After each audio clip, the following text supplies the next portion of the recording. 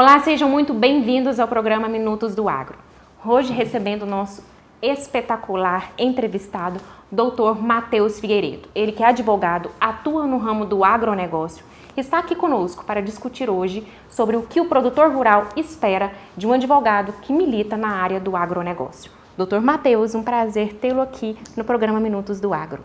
Prazer todo meu, doutora Josi Marçal. Muito obrigado pela oportunidade. Agradeço muito, principalmente por tratar de um assunto tão importante para nós, que é o agronegócio.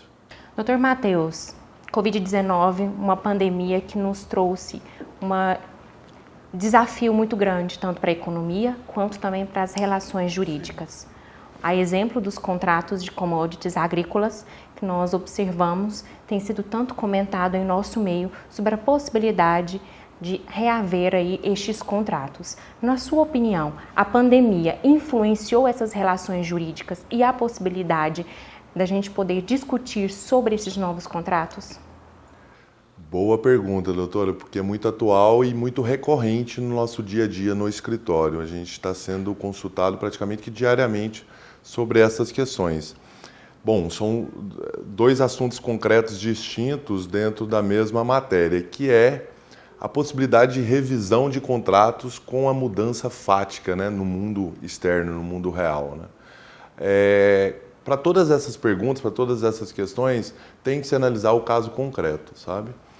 Se o caso concreto for uma mudança imprevisível no mundo real, no mundo externo, que modificou as relações contratuais, sim, cabe uma revisão desse contrato.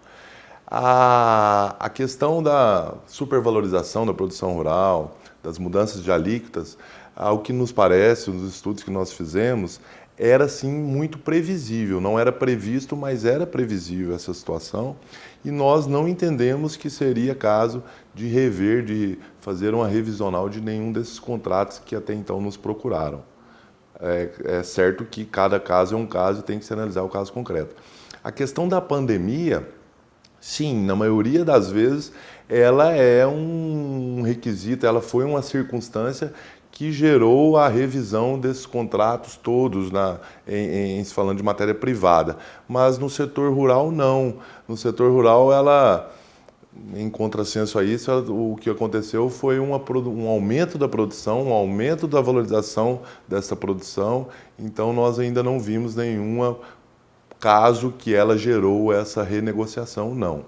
O que acontece é o seguinte, aproveitando esse gancho deste assunto, mas falando um pouco da nossa atuação como advogados, desde quando eu me formei em 2005, eu escuto muito isso e com a pandemia isso se tornou algo imprevisível, que é a nossa atuação como conciliadores e não como detentores de procuração para mover um processo judicial.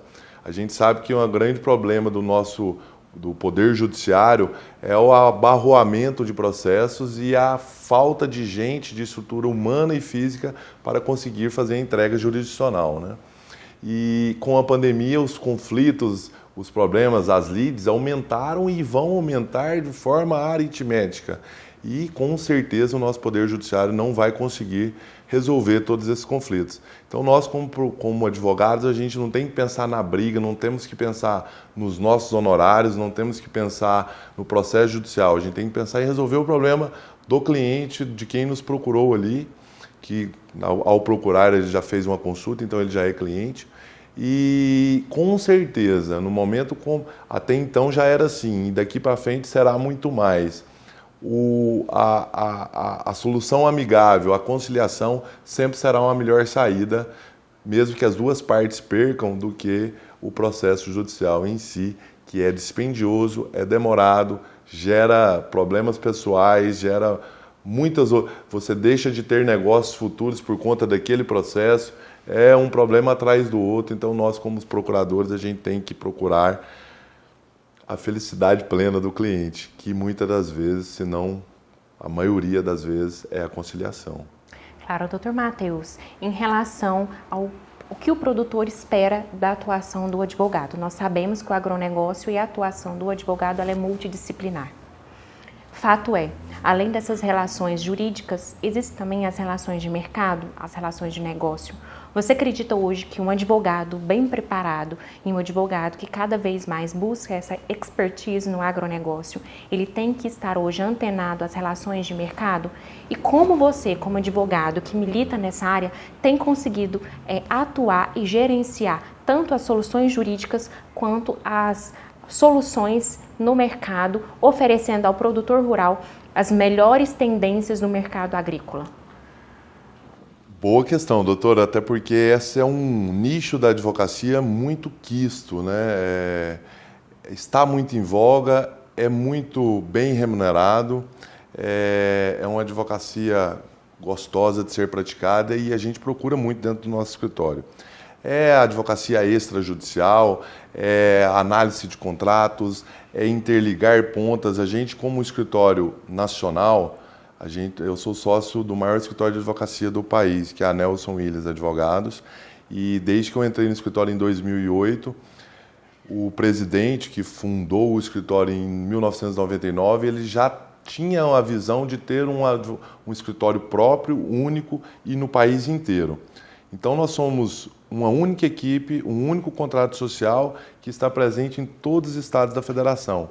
Isso faz com que a gente tenha relações e relacionamentos que nos possibilite ligar pontas, né? Fazer compra e venda de commodities, análise de contratos, abertura de mercado e aportes financeiros. Temos contatos com fundos de investimento.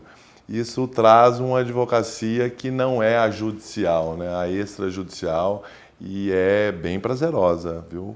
Tanto para o cliente quanto para o escritório. É claro. Eu trouxe aqui algumas perguntas que foram questionadas e enviadas até nós. Eu gostaria que o senhor assim respondesse. Dr. Matheus, conte-nos sobre sua atuação como sócio-diretor em um dos maiores escritórios da América Latina e como surgiu o agro dentro do seu know-how. Legal. O agro, vou começar de trás para frente, porque o agro ele surgiu no meu know-how desde que eu nasci. Eu venho de uma família de produtores rurais e o setor rural é uma paixão, né? Desde criança eu passava a maior parte dos meus dias na fazenda. Meu avô materno era pecuarista, faleceu. Meu avô paterno era lavoureiro, plantador de melancia. Então eu já fiz a faculdade já saindo da fazenda para ir para Ribeirão Preto fazer faculdade. Me formei em Ribeirão Preto em 2005 e já conheci a Nelson Williams por nome. No último ano de faculdade eu já tinha um escritório montado com uma sócia e fazia um certo tipo de correspondência simples para o escritório, para a Nelson Williams Advogados. Fiquei ali com o escritório montado 3 anos depois de formado.